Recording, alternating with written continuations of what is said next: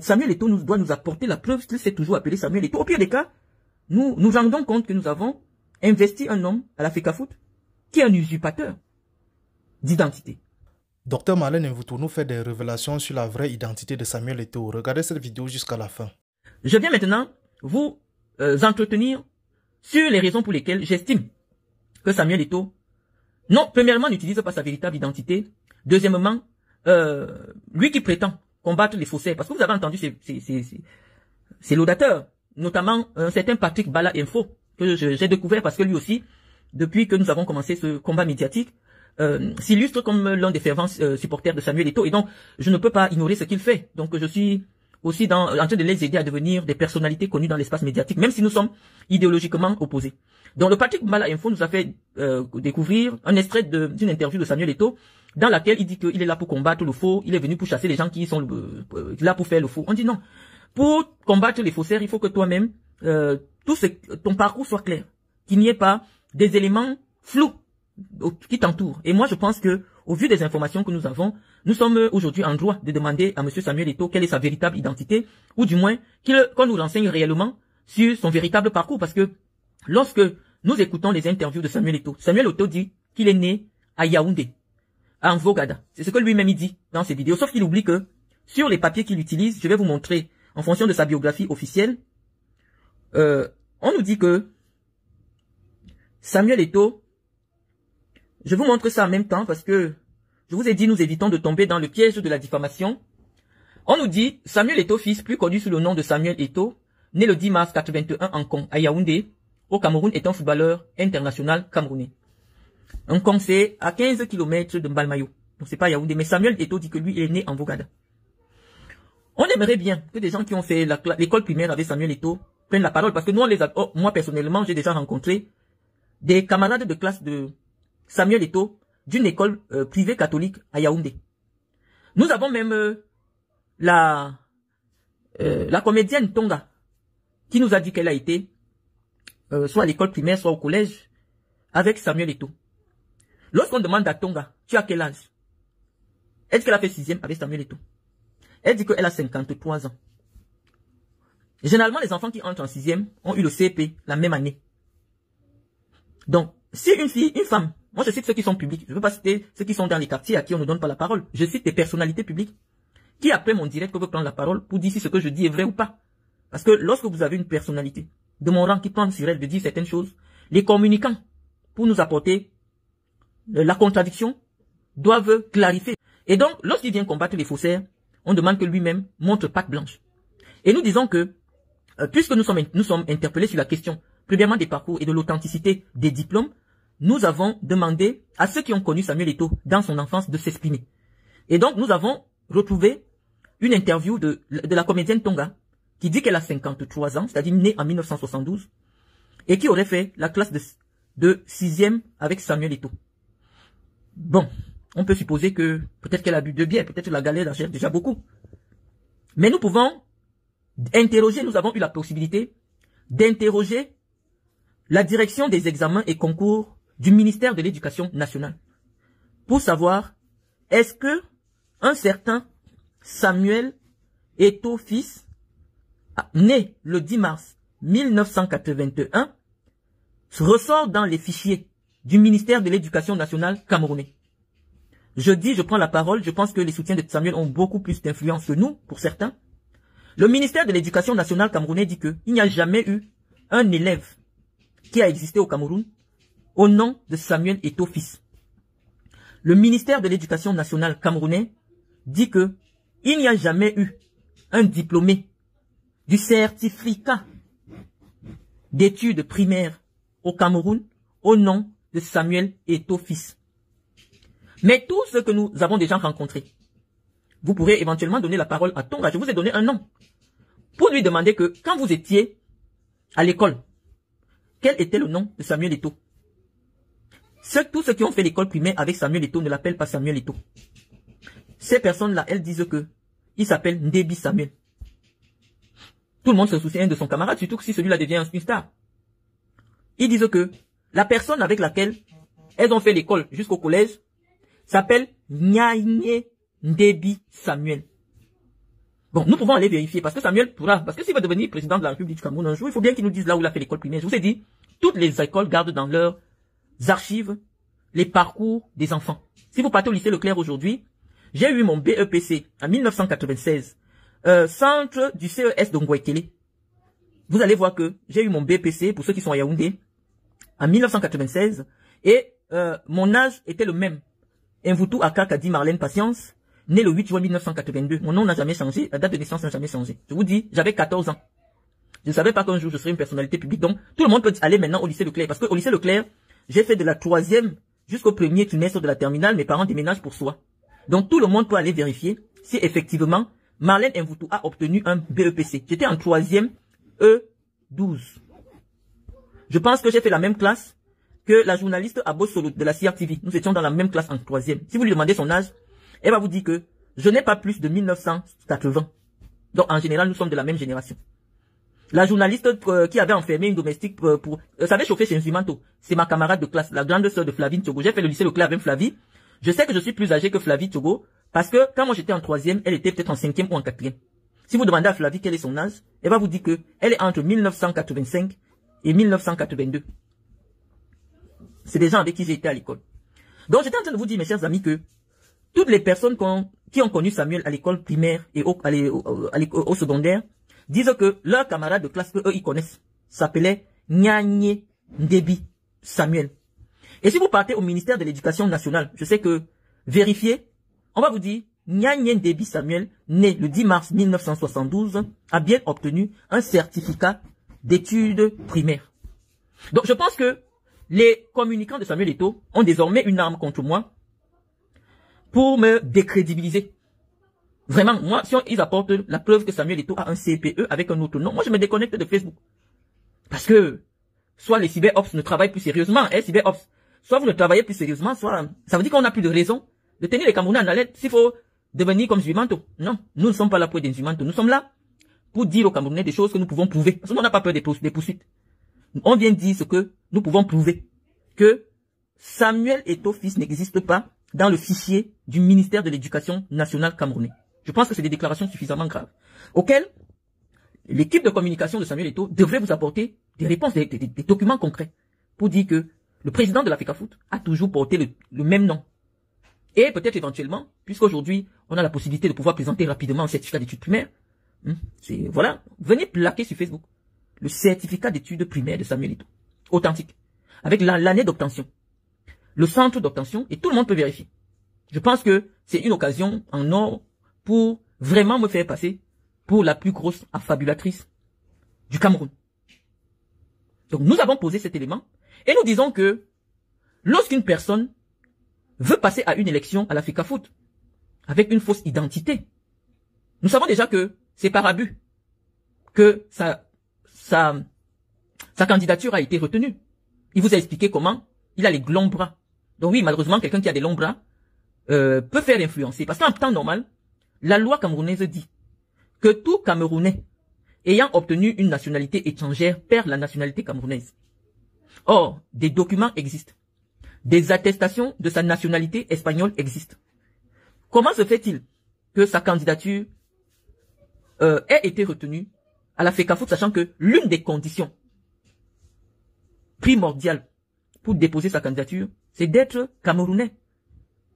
Bon, là, c'est un autre débat qui est suffisamment juridique, très complexe, parce que très complexe à justifier, mais nous avons des jurisprudences. Notamment, Hervé Emmanuel Com, dont la nationalité française a été révélée.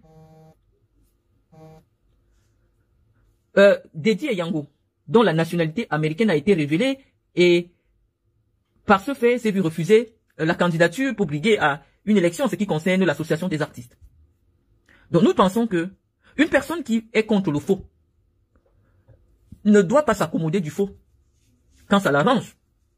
Nous disons des choses suffisamment graves. Nous pensons que nous savons déjà qu'Eto'o est sur nous direct et qu'il est très sensible à ce que nous disons. Nous pensons que, trêve de plaisanterie, il est temps qu'il lève le voile sur cette rumeur qui devient pesante. Mais nous savons que ce ne sont pas des rumeurs, puisque nous avons pris le soin, avant de prendre la parole, de vérifier et d'avoir des gens qui peuvent, de manière officielle, vous dire si oui ou non, effectivement, un certain Samuel Eto'o a existé dans une école au Cameroun.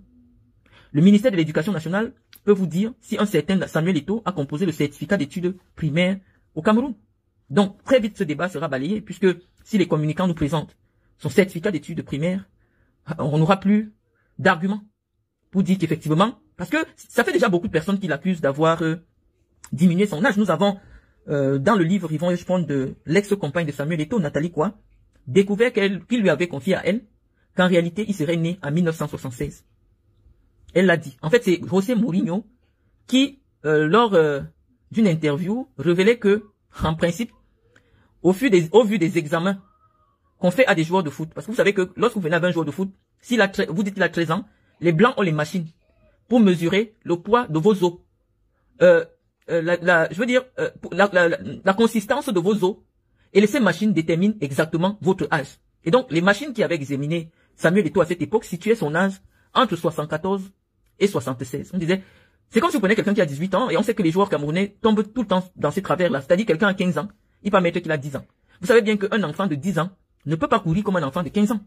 L'enfant de 15 ans ira plus vite s'il joue avec les enfants de 10 ans. Donc en réalité, si pendant toute sa carrière, Eto'o a joué avec des gens qui n'ont pas son âge, c'est normal qu'il ait eu pendant longtemps un niveau au-dessus de ses congénères. Parce que malheureusement, lorsqu'un joueur de foot de 20 ans joue avec des joueurs de foot de 15 ans, son niveau sera au-dessus. Donc, Samuel Eto'o n'a rien fait d'extra.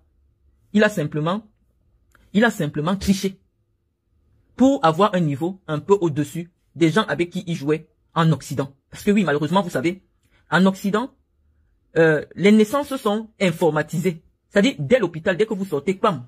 En fait, en Occident, dès que vous êtes encore dans le ventre de votre mère, on a déjà enregistré votre future naissance. Donc, c'est impossible. Personne ne change son âge en Occident. Et donc, lorsqu'on vient avec un enfant du Cameroun, qui officiellement a 13 ans, mais en réalité a 20 ans, on le met avec les vrais enfants qui ont 13 ans. Puisqu'il joue au foot depuis longtemps que vous, forcément, son niveau sera au-dessus. Mais je sais dans quelle facilité les défenseurs de Samuel Eto'o vont tomber. Ils vont vous sortir des photos du jubilé de Bel Joseph Antoine où on voit Samuel Eto'o tout gamin. Et l'âge visuel qu'on pourrait donner à Samuel à cette époque se situe entre 14 et 15 ans. Et je vous rassure, Samuel Eto'o n'est pas grand de taille. Il n'est pas trop différent de... Bon, peut-être à des échelles différentes. C'est comme si quelqu'un prend Aïcha Kamoise. Aïcha Kamoise a la taille, le physique et l'intelligence d'un enfant en France qui a 13 ans. Donc, c'est comme si on change l'âge de Aïcha Kamoise. Déjà qu'on avait déjà changé son âge parce que 95, c'est pas son vrai âge. Mais c'est comme si, actuellement, même à l'heure actuelle, on dit que Aïcha Kamoise a 13 ans. Aucun blanc ne va discuter. Parce que physiquement, intellectuellement, émotionnellement, Aïcha Kamoise n'a pas 30 ans. Aïcha Kamoise, quand on l'entend parler, on la situe entre 14, c'est-à-dire une fille qui vient de faire sa puberté, entre 13 et 16 ans. Mais si je ne vous sortais pas son vrai âge, en fait, l'âge officiel entre les griffes qu'elle utilise en France qui dit qu'elle a 30 ans, personne n'allait croire. Parce que même sa façon de zozoter, elle a un zozote enfantin. Ça veut dire qu'il y a eu, elle a un zozotement, elle zozote de manière enfantine. Elle n'y a pas la maturité quand elle chante comme moi prend la parole. Donc, si on voulait la faire voyager, quelqu'un peut faire ses papiers. On demande que, on peut mettre quel âge? Non, on met 14 ans à Aïcha, ça passe propre. Donc, je vous dis que Eto'o aussi, c'était un petit bout de monsieur comme ça. Un petit bout de monsieur. Mais je vais vous dire ce qui va nous renseigner sur la génération qui peut être la génération de Samuel Eto'o. Lors du jubilé de Bel Joseph Antoine, on suppose qu'Eto'o avait 14 ans. Mais on va demander à Google de nous dire quel est l'âge de Joseph Antoine Bel. On nous dit que Joseph Antoine Bel a 73 ans. Et quand il faisait son jubilé, il avait 33 ans. Donc vous faites 33 ans, moins 14 ans. Il reste combien? Ça veut dire qu'il y a à peine 17 ans d'écart entre quelqu'un qui a 73 ans et Eto'o. Ce qui nous fait tomber directement dans la cinquantaine pour Samuel Eto'o. Dans plus de la cinquantaine. Ça, ce sont des faits que nous pouvons... Parce que Joseph Antoine, quand il arrête le foot, il est dans les 34, 35 ans. 34, 35 ans, officiel aussi. Parce que, au pays, pendant longtemps, vous savez ce qui s'est passé. Et qui continue à se passer. Les gens ont toujours été convaincus que pour avoir la chance de jouer au foot, je ne sais pas pourquoi nos parents avaient imaginé cela. Seuls les enfants qui étaient brillants à l'école, qui avaient déjà obtenu des diplômes, ne se permettaient pas de diminuer leur âge. Parce que, si tu diminues ton âge, il faut aussi refaire tous les diplômes pour avoir cet âge-là sur les papiers. Donc, quand un enfant ne s'intéressait pas beaucoup à l'école, après le CP, on diminuait son âge pour lui permettre le temps de jouer au foot pendant longtemps. Mais je vais vous dire que ça a eu un impact sur la qualité du football des Africains. Quand un joueur de football africain arrivait en Occident, avec les âges du Cameroun, puisque ses os étaient déjà solidifiés, et sachant qu'en Europe, on forme en petite catégorie sur la vitesse, parce que les os sont légers, vous allez remarquer que nos joueurs étaient moins techniques, parce qu'ils arrivaient avec l'âge où les os sont déjà durs, et se mettaient à jouer avec des enfants qui ont encore les os tendres, et donc, la vitalité était différente. Et donc, vous pouviez constater que les joueurs africains étaient concrets, c'est-à-dire que quand il est défenseur, il casse tout le monde dans le stade, non, il joue avec les bébés. Et lorsqu'il est attaquant, il a une lecture de jeu plus puissante parce que son cerveau est déjà adulte. Donc, Eto'o Fils n'a rien fait d'extraordinaire. Il s'est retrouvé en train de jouer avec des enfants qui ont 8 ans, 9 ans, 10 ans de moins que lui. Grâce à la tricherie. Et donc, nous sommes en train de dire que si ce que nous disons n'est pas établi, et la seule chose que nous demandons à Mireille Fomokon, c'est parce que nous pensons que c'est des révélations suffisamment inquiétantes. Nous pensons qu'il est temps qu'on clarifie. Maintenant, en ce qui concerne le nom Adeline Zam, la loi camerounaise est très claire en ce qui concerne le changement de nom. Donc, parce que lorsqu'on s'adresse aux Camerounais, on en profite pour leur enseigner gratuitement le droit. Qu'est-ce que dit la loi camerounaise en matière de changement de nom? La loi camerounaise dit, c'est sur décret du chef de l'État qu'un Camerounais a le droit de changer son nom et il doit justifier les raisons pour lesquelles il estime que son nom est un handicap pour lui. Par exemple, quelqu'un peut s'appeler Mimbang Noyau Jean Testicule. Et partout où il passe, les gens se moquent de lui parce que les Mimbang au Cameroun, Alex Mimbang, tout ça, il y en a qui s'appellent Mimbang. Il y a des gens qui s'appellent... il y a des noms, c'est africain. C'est africain, c'est africain. Mais quand quelqu'un décide de s'appeler Mimbang, Jean Testicule Noyau, vous comprenez qu'à un moment donné, même si vous n'avez pas envie de rire, vous allez rire quand même quand on appelle son nom. Et ce n'est que dans des cas aussi exceptionnels, quelqu'un qui s'appelle les Mimbang Noyau Sida. Parce que Sida, c'est un nom Ewondo. La personne a le droit de demander au chef de l'État le droit de procéder au changement de son nom. Et c'est sur décret du chef de l'État qu'on change un nom. Et donc, s'il n'y a jamais eu un décret du président de la République du Cameroun qui autorise un citoyen à changer de nom, nous tombons sous le coup de la loi en matière de faux et d'usage de faux. Parce que oui, malheureusement, si vous décidez de changer votre nom sans le décret du chef de l'État, vous avez fait un faux. C'est un faux, malheureusement, c'est la loi. Nous avons des doutes sur l'identité de celui aujourd'hui qui s'érige en donneur de leçons en homme, un monsieur propre qui vient d'une tribu qui n'aime pas le faux. Il y a quand même eu des propos suffisamment stigmatisants de la perte de Samuel Eto'o. Je ne sais pas à quelle tribu il s'attaquait réellement. Mais nous avons entendu le président de la FECAFOOT nous faire comprendre qu'en principe, il y a des tribus au Cameroun qui aiment le faux et d'autres qui sont allergiques au faux. Il nous a dit que lui, il vient d'une tribu. Comme si la présomption d'honnêteté reviendrait à certains ressortissants de tribus par rapport à d'autres. Donc, voilà à quel type de discours on a peut-être eu affaire depuis l'arrivée de Samuel Eto'o. Je savais pas au Cameroun que, du fait de l'appartenance à une tribu, on pouvait vous accorder la présomption d'honnêteté. C'est chez Samuel Eto'o, dans la bouche de Samuel Eto'o, que moi j'ai entendu ça pour la première fois. Et nous disons que non. Si c'est comme ça, nous pensons que Samuel Eto'o doit nous apporter la preuve qu'il s'est toujours appelé Samuel Eto'o. Au pire des cas, nous nous rendons compte que nous avons investi un homme à la FECAFOOT qui est un usurpateur d'identité. Et nous pensons que c'est très grave. Et nous sommes en train de dire aux communicants de Samuel Eto'o que c'est quelque chose qui nous dérange vraiment. Parce que, oui, confier l'éducation physique, c'est aussi confier l'avenir de la jeunesse camerounaise entre ses mains. Qu'est-ce que Samuel Eto'o a fait depuis qu'il est arrivé? On a vu des décisions d'exclusion de joueurs de foot, soit disant que on avait trouvé qu'ils avaient double identité. Nous avons eu à tenir ce type de débat ici sur les réseaux sociaux. Des débats dans lesquels la FECAFOOT avait décidé de radier des joueurs dont les licences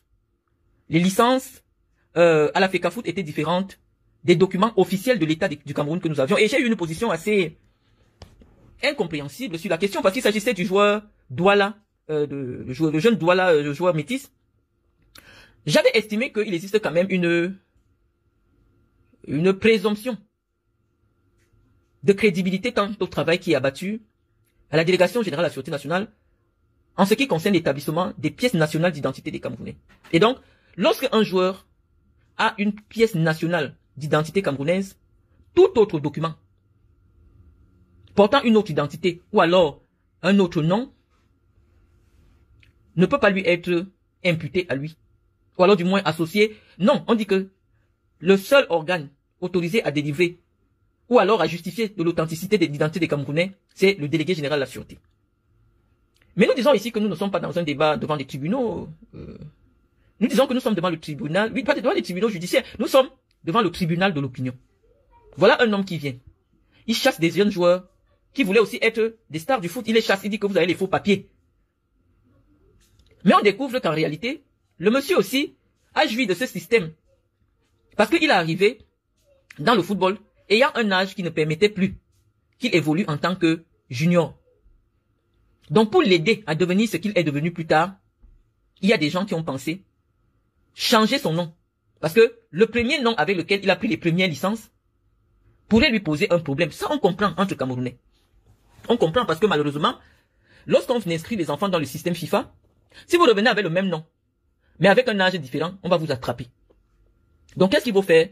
Quand vous avez déjà pris une licence FIFA, il faut qu'on change entièrement votre nom et votre identité. Là, vous devenez une nouvelle personne. Donc, ce que nous pouvons faire simplement, il y a un coach qui pleure partout là, qui dit que lui, il est le premier coach de Samuel Eto'o. Il avait peut-être 10 ans ou 11 ans. Il existe. Il dit que il ne comprend pas pourquoi Eto'o ne veut plus le rencontrer. Nous pouvons lui demander que, comme tu dis que tu es son premier coach, c'est toi qui as fait sa première licence. Et ton fils maintenant, il ne veut pas qu'on dise que toi tu es son premier coach. C'est pourquoi. Il s'appelait comment? Et il avait quel âge quand toi tu as décidé de l'entraîner? Il va nous répondre. Parce qu'il dit que lui, il est son premier coach. Donc nous alignons quand même un certain faisceau d'indices. Et maintenant, au-delà des indices, au cours de cette enquête, il va être palpitante sur la personnalité de celui qui s'érige en donneur de leçons à l'Africa Foot.